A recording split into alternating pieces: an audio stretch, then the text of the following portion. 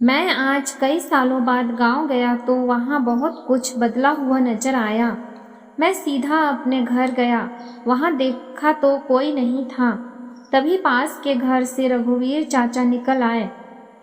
अरे बेटा, बहुत दिनों के बाद आए, कैसे हो? मैंने चाचा के पैर छुए और कहा, चाचा, यह रामू कहाँ गया? इसे मैंने घर संभालने के लिए दिया था। यह सुनकर चाचा ने आश्चर्य से देखा। बेटा, तुम्हें नहीं पता, वह तो अभी 2 महीने से पागल हो गया है। गांव के बाहर बैठा रहता है। कोई कुछ खाने को दे देता है तो खा लेता है। यह सुनकर मेरे पैरों तले जमीन खिसक गई। मुझे यकीन नहीं हुआ कि रामू जैसा जिंदा दिल इंसान पागल हो सकता है। मैंने उत्सुकता भरी नजरों से चाचा को देखा तो उन्होंने कहा, बेटा, पहले घर चलो, कुछ खा पी कर आराम कर लो, फिर बात करेंगे। मना करने पर भी वे जबरदस्ती अपने घर ले गए। वहां चाय नाश्ता करने के बाद सबसे पहले मैंने रामू के बारे में पूछा। तब चाचा बोले, बेटा, उसकी जिंदा दिली ही उसकी दुश्मन बन गई। मेरे सब्र का बांध अब टूट रहा था। मैंने कहा, चाचा, हम तो उसे बचपन से ऐसे ही देखते आ रहे हैं, हर हाल में खुश, भला उसे किसी की परवाह नहीं थी। ऐसे मस्त मौला आदमी को काहे की चिंता। यह बोलते बोलते मैं ख्यालों में खो सा गया। मेरी मुलाकात रामू से तब हुई थी, मैं 10 साल का था और मेरे पिताजी ने उसे काम पर रखा था। वह भाग भाग कर घर के सारे काम करता, पानी भरता, पूरे घर का झाड़ू पोछा करता। उसके बाद खाना लेकर खेत पर चला जाता था। सारे दिन खेत पर काम करता। पिताजी उससे कहते, अरे रामू, खाना खाकर थोड़ा आराम कर लिया कर, बहुत धूप हो रही है। रामू मुस्कुराते हुए कहता, मालिक, अभी पानी देकर आता हूँ इन गेहूं की बालियों को, धूप लग गई तो भूखे सोना पड़ेगा।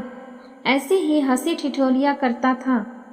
मैंने कभी उसे छुट्टी लेते या थक कर आराम करते नहीं देखा। भरी दोपहरी में मुझे साइकिल से स्कूल लेने पहुंच जाता। वहां मुझे 2 टॉफी देकर इंग्लिश के 2-4 वाक्य सीखने की कोशिश करता। साइकिल पर बैठाकर उड़ता हुआ सा घर पहुंचा देता। उसके बाद ही खाना खाता था। जब मैं स्कूल की पढ़ाई खत्म कर शहर पढ़ने जा रहा था तो सबके साथ रामू भी मुझे स्टेशन तक छोड़ने आया था। वहां पहली बार मैंने उसे रोते देखा था। एक घर के बुजुर्ग की तरह उसने मुझे अपना ख्याल रखने की नसीहत दी और एक कोने में खड़े होकर रोने लगा।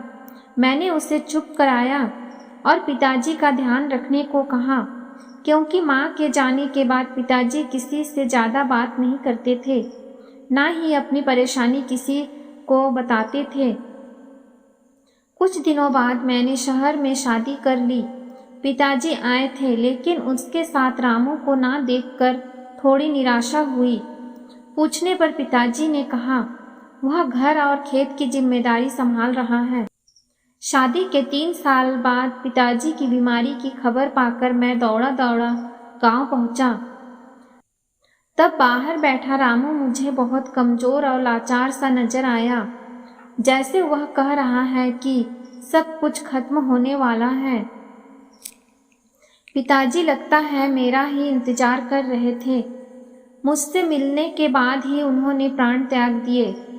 मैंने बाहर आकर रामू से कहा, तूने मुझे बताया क्यों नहीं, मैं पिताजी को शहर ले जाता। रामू ने रोते हुए कहा, बाबूजी ने मना किया था। वे कहते थे मुझे अपने घर के बिस्तर पर मरना मंजूर है, पर शहर नहीं जाऊंगा। पिताजी की 13वीं के अगले दिन मैं रामू को घर और खेतों की जिम्मेदारी देकर वापस चला गया। तब से आज आया हूँ। इतने में रघुवीर चाचा ने मेरा ध्यान भंग किया। वे बोले, बेटा, तुम्हारे पिताजी के जाने के बाद रामू बहुत अच्छे से तुम्हारी अमानत समझकर घर और खेत की देखभाल कर रहा था। अकेला रह गया था, फिर भी पूरे गांव में हंसी मजाक करता रहता था। गांव वालों ने अगले गांव से एक लड़की ढूंढकर उसकी शादी करवा दी। रामू शादी के बाद भी बहुत खुश था। उसे बना बनाया खाना मिल जाता था, हंसते खेलते समय कट रहा था। लेकिन एक दिन रात को वह लड़की घर का सारा रुपया पैसा लेकर भाग गई। सुबह सबके ढूंढने पर वह नहीं मिली। बाद में पता चला वह शहर चली गई भागकर। रामू उस दिन से टूट गया। वह उसे बहुत प्यार करता था। अपने प्यार से ज्यादा चिंता उसे तुम्हारे रुपए और जेवर की थी। उसे लगा कि कलंक लग गया। वह दिन रात गुमसुम सा बैठा रहता था। कुछ दिन बाद वह पागल हो गया। गांव वालों ने उसका गांव में आना बंद करवा दिया। अब वह गांव के बाहर बैठा रहता है। यह सब सुनकर मैं उससे मिलने को बेचैन हो गया, लेकिन रात हो गई थी। चाचा ने कहा, बेटा रात को गांव के बाहर जाना ठीक नहीं, वैसे भी वह पागल है, सुबह जाकर उससे मिल लेना। चाचा से अपने घर की चाबी लेकर मैं घर में बने आंगन में खाट बिछाकर सो गया।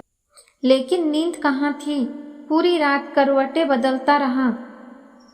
सुबह होते ही मैं रामू से मिलने पहुंच गया। वहां जाकर देखा तो मैं उसे पहचान नहीं पाया। वह बिल्कुल कमजोर हो गया था। आंखें गड्ढों में धंस गई थी। आधे से ज्यादा बाल सफेद हो चुके थे। कपड़े फटे हुए थे। वह खेत के पास बैठा था।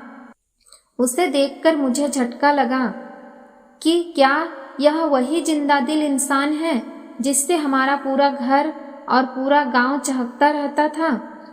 वह अपनी बातों से हर किसी को हंसा देता था। सबसे राम राम करना, सबका आशीर्वाद लेना। आज उसकी आंखों में एक सूनापन था।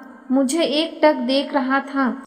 शायद उसे कुछ याद आया और उसकी आंखों से आंसू बहने लगे। मुझे वह कहीं से पागल नहीं लगा। कुछ देर बाद वह कहने लगा, भैया मुझे माफ कर दो, बाबूजी की अमानत मैं बचा ना सका। इससे पहले मैं कुछ बोलता हुआ वहां से खेतों की ओर भाग गया। मैं निराश होकर वापस आ गया। कुछ दिन बाद रघुवीर चाचा का फोन आया। उन्होंने बताया कि पागल रामू नहीं रहा। मेरा मन ऑफिस में नहीं लग रहा था। मैं घर आ गया। घर आकर मैंने अपने आप को कमरे में बंद कर लिया। मैंने देखा मेरी आंखों से पानी बह रहा है। मेरा कोई रिश्ता नहीं था। रामू से बस उसके व्यवहार के कारण मैं दुखी था। इतने अच्छे इंसान का अंत ऐसा नहीं होना चाहिए था। दोस्तों, रामू की यह कहानी आपको कैसी लगी? अच्छी लगी तो प्लीज़ इस चैनल को लाइक और सब्सक्राइब जरूर करें।